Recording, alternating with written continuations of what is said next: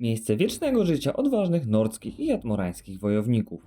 Sovngarde, zaświaty stworzone przez samego Shora, który dla Nordów jest odpowiednikiem Lorkana, boga stwórcy odpowiedzialnego za namówienie innych bogów do stworzenia świata Mundus.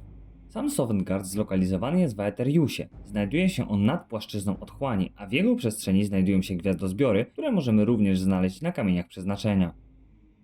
Gdy spojrzymy na niebo w Sovngardzie, możemy zauważyć tam 3 konstelacje: złodzieja, maga i wojownika, co może sugerować, że znajduje się on gdzieś między nimi. Na jego powierzchni panuje chłodny i wieczny klimat. Dusze, które tam trafiają, muszą odnaleźć most z kości wieloryba. Tam spotykają wreszcie Tsuna, prawą rękę Shora, który strzeże bram do komnaty męstwa. Ich testem jest pokonanie Tsuna lub dobre zaprezentowanie swoich umiejętności bojowych, aby zasiąść w komnatach męstwa i już do końca swojego wiecznego życia pić i bawić się z innymi duchami wojowników. Jeżeli próbowaliby oszukać Tsuna i przejść przez most bez jego zgody, zostaliby trafieni piorunem, który wymazałby ich z jakiejkolwiek egzystencji. Warto zauważyć, że Nordowie służący innym bóstwom nie trafiają do Sovngardu, a do płaszczyzny konkretnych bóstw. Na przykład członkowie Słowików, którzy służą deadrycznej bogini Nocnicy, po śmierci będą strzegli grobowca zmierzchu, niezależnie od ich rasy. Historie o Sovngardzie krążyły już od ery meretycznej. Od tego czasu wielu uczonych próbowało poznać, jak naprawdę wyglądają nordzkie i jatmorańskie zaświaty. Próbowali nawet znaleźć inny sposób niż śmierć, by dostać się do Sovngardu.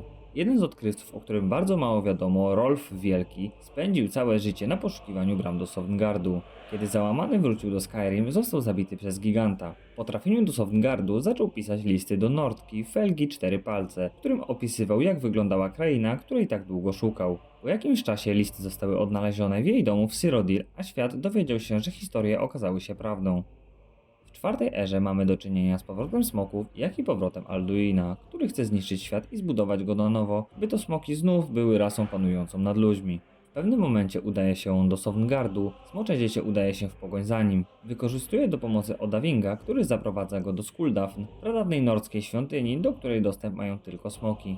Tam spotyka smoczego kapłana Nakrina, który strzeże otwartego portalu do Sovngardu. Prawdopodobnie jest to jedyne istniejące miejsce, z którego można dostać się bezpośrednio do zaświatów. Po przejściu przez portal to właśnie w Sovngardzie smocze dziecię toczy ostateczny pojedynek z pożeraczem światów. Gdy wejdziemy do komnaty męstwa, możemy spotkać tam wiele znajomych postaci. Są to m.in. Ysgramor, Olaf Jednooki, czy chociażby Ulfric lub Legat Rikke, w zależności od tego, po której stronie konfliktu stanie gracz. Ale są tam także powracające postacie z innych części The Elder Scrolls, chociażby Hunror czy Ulfgar Wieczny, występujący w dodatku Blood Moon do The Elder Scrolls 3 Morrowind. Oczywiście wszyscy biesiadujący bawią się przy wielkich stołach, pijąc, jedząc i śpiewając różne pieśni. Wystrój komnaty jest dość skromny i prosty. W sali znajduje się kilka długich stołów dla biesiadników, by mogli w spokoju ucztować. Przed wejściem w centralnej części znajdują się stanowiska, na których przyrządzane są potrawy, oraz tron samego Shora, na którym zasiadał, by bawić się z poległymi duszami. W prawym skrzydle znajdują się beczki, z których biesiadnicy mogą czerpać nieskończone ilości trunku, a w lewym skrzydle mogą urządzać różne zabawy.